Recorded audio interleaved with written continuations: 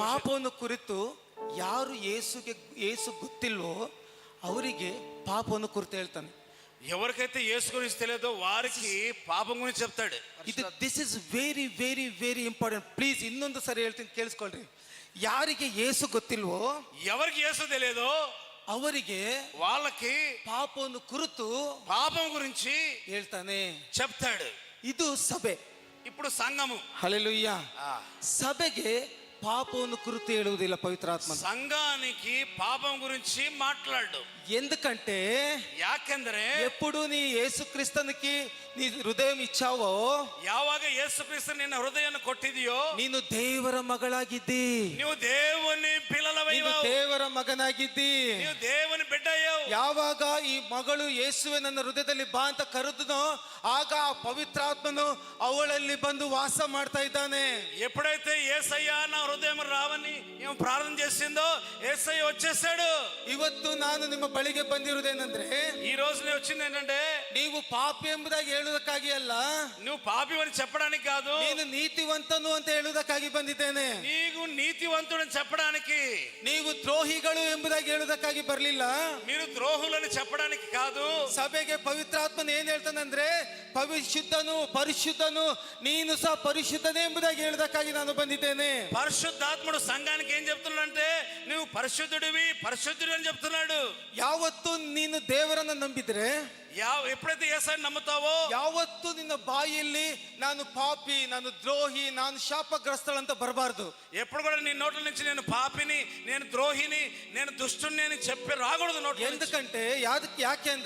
ఎందుకంటే పవిత్రాత్మను, పరిశుద్ధాత్ముడు ಪಾಪವನ್ನು ಐಡೆಂಟಿಫೈ ಮಾಡೋದು ಲೋಕಕ್ಕೆ, మరి పాపాన్ని చూపించేది లోకానికి. నీకు ನೀನು ಸಭೆಯಾಗಿದ್ದಿ, నీ సంఘముగా ఉన్నావు, ಸಭೆಗೆ ನೀನು ನೀತಿವಂತನು ಅಂತ ತೋರಿಸ್ತಾನೆ ಪವಿತ್ರಾತ್ಮನು. పరిశుద్ధాత్ముడు చేస్తాడు సంఘానికి నువ్వు నీతివంతురాలు. ಯಾಕೆಂದ್ರೆ ನೀನು ಆತನನ್ನು ನೋಡಿಲ್ಲ, ఎందుకంటే చూడలేదు, ಆತನು ಹೇಗಿದ್ದಾನೆ ಅಂತ ನಮಗೆ ಗೊತ್ತಿಲ್ಲ.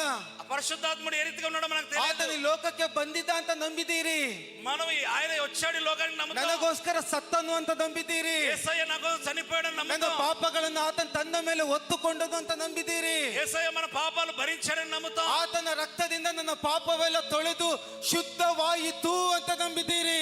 యేసయ్య రక్తము ద్వారా మన పాపాలు శుద్ధీకరించబడ్డాయని నమ్ముతాం. ಯಾವಾಗ ಯೇಸುವನ್ನ ಈ ರೀತಿ ನಂಬಿದಿರೋ, ఎప్పుడైతే యేసయ్యని ఈ రీతిగా నమ్మామో, ನಿಮಗೆ ಹೇಳ್ತೇನೆ, ఆయన అంటున్నాడు 99% ಅಲ್ಲ, 99% కాదు, 100ಕ್ಕೆ 100%, 100%కి 100% ಯೇಸು ಕ್ರಿಸ್ತನ ರಕ್ತ ನಿನ್ನನ್ನು ಶುದ್ಧ ಮಾಡಿದ್ರೆ, యేసుక్రీస్తు రక్తాన్ని శుద్ధి చేస్తే ಅದು ನಿತ್ಯ ನಿರಂತರ ಶುದ್ಧಿಯಾಗಿರುತ್ತದೆ. అది నిత్యము నిరంతరము శుద్ధి అయిపోయింది. ಇವತ್ತು ನಾನು ಶುದ್ಧಿಯಾಗಿದ್ದೀನಿ, ఈ రోజు శుద్ధి అయ్యాను, ನಾಳೆ ನಾನು ಪಾಪಿ ಆಗ್ತೀನಿ. మళ్ళీ పాపం చేస్తాను. ನಾನು ಇವತ್ತು ಶುದ್ಧಿ ಆಗ್ತೀನಿ, మళ్ళీ శుద్ధి అవుతాను, ನಾಳೆ ನಾನು ಪಾಪಿ ಆಗ್ತೀನಿ. మళ్ళీ పాపి అయిపోతాను. ಬೆಳಿಗ್ಗೆ ಎದ್ದಾಗ ನಾನು ಶುದ್ಧಿ ಆಗ್ತೀನಿ, ఉదయాన్నే శుద్ధి అవుతాను, ನಾನು ಮತ್ತೆ ರಾತ್ರಿ ಪಾಪಿ ಆಗ್ತೀನಿ, రాత్రి పాపి అయిపోతాను. No chance. అలా ఉండదు. ಯೇಸುವಿನ ರಕ್ತ ಹಸುವಿನ ಕರುವಿನ ರಕ್ತವಲ್ಲ, యేసు రక్తము గొర్రెపిల్ల రక్తం కాదు, పశువుల రక్తం. ಜೀವ ಸ್ವರೂಪನಾದ ದೇವರ ರಕ್ತ. జీవ స్వరూపుడైన యేసయ్య రక్తము ಒಂದು ಸಾರಿ ನಿನ್ನನ್ನು ಶುದ್ಧ ಮಾಡಿದ್ರೆ, ఒకసారి నిన్ను శుద్ధి చేస్తే ನಿತ್ಯ ನಿರಂತರ ಕರ್ತನು ಬರುವವರೆಗೂ, ನಾವು ತಂದೆ ಬಳಿಗೆ ಹೋಗುವವರೆಗೂ ಪರಿಶುದ್ಧರು ಪರಿಶುದ್ಧರು ಪರಿಶುದ್ಧರಾಗಿರ್ತೇವೆ. నిత్య నిరంతరం మనము యేసయ్య దగ్గరికి వెళ్ళేంత వరకు పరిశుద్ధులమే. హల్లెలూయా. హల్లెలూయా. If you like this video, please like and subscribe to Vision TV and share it with your friends and family.